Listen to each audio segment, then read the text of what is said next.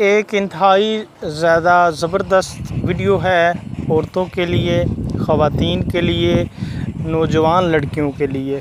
چھائیاں، جن کو چھائیوں کے نام سے بھی جانتے ہیں یا سائنسی میڈیکل کی اصطلاح کے نام میں اگر ہم اس کو نام لیں تو اس کو ہم کلازمہ بھی کہتے ہیں، لیور سپاٹس بھی کہتے ہیں۔ چھائیاں یا جھائیاں یہ کیوں بنتی ہیں، ان کے اسباب کیا ہیں اور کون سی احتیاطی تدابیر کی جائیں تو یہ ٹھیک ہو سکتی ہیں بغیر کسی میڈیسن کے۔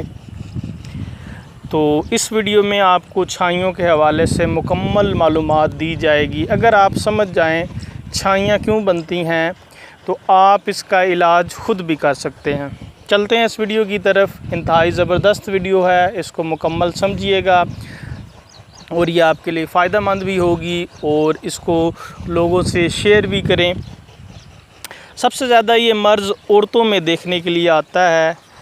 اس مرض کی تفصیل میں جانے سے پہلے یہ جان لینا چاہیے کہ چھائیاں، جسے جھائیاں بھی کہا جاتا ہے، یہ جلدی مرض نہیں بلکہ جلدی رنگت کا ایک نقص ہے، جس کو ہم اردو میں جھائیوں کے نام سے جانتے ہیں، اور میڈیکل کی اصطلاح میں اس کو ہم کلازمہ یا لیور سپاٹس بھی کہتے ہیں۔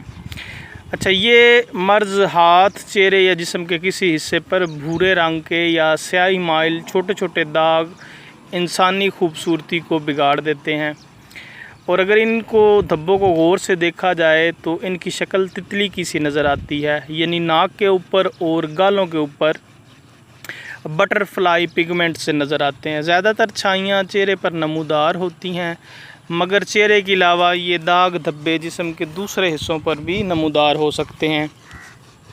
چھائیوں کی وجہ کیا ہے جی؟ غدود کی خرابی ہو سکتی ہے، کیمیائی تبدیلی، غذائی یا سوزشی بیماریوں کا رد عمل۔ ان داغ دھبوں میں عمر کی کوئی قید نہیں، البتہ مردوں کی نسبت عورتوں کی جلد رنگت زیادہ متاثر ہوتی ہے۔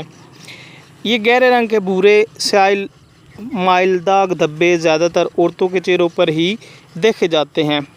اچھا، یہ ان کو حمل کے دنوں میں بھی ہو سکتی ہے، حمل کے بعد بھی ہارمونل پرابلم جب ہوتی ہے، یعنی حمل کے دوران ایسے ہارمون پیدا ہوتے ہیں جو جلد کی رنگت کو جزیرے نما گہرا کر دیتے ہیں۔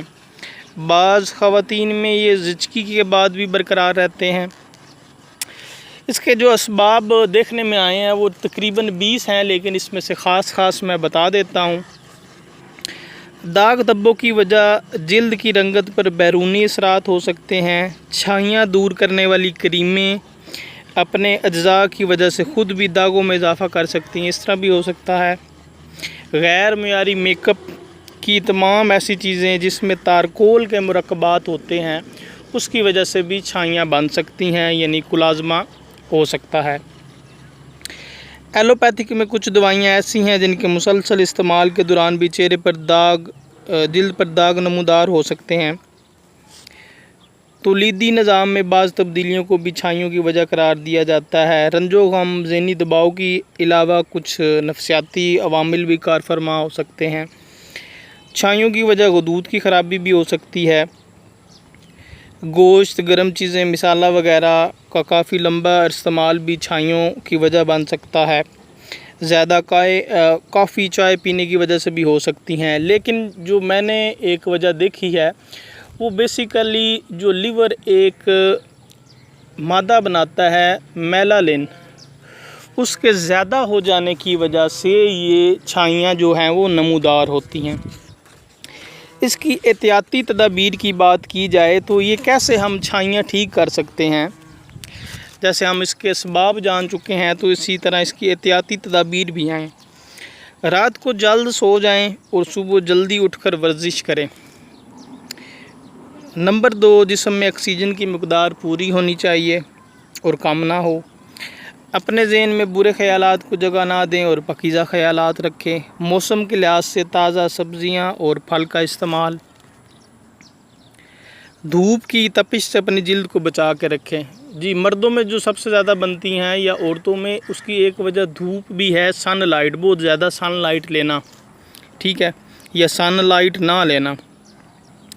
صابن کا استعمال اپنی جلد کی مناسبت سے کریں، زیادہ کریم پاؤڈر اور دوسرے غیر معیاری میک اپ سے پرہیز کریں۔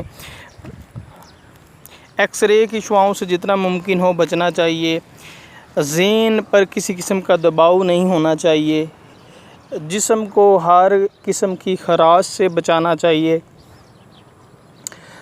جسم کی قوت مدافعت کو قائم رکھنے کے لیے متوازن غذا کھانی چاہیے۔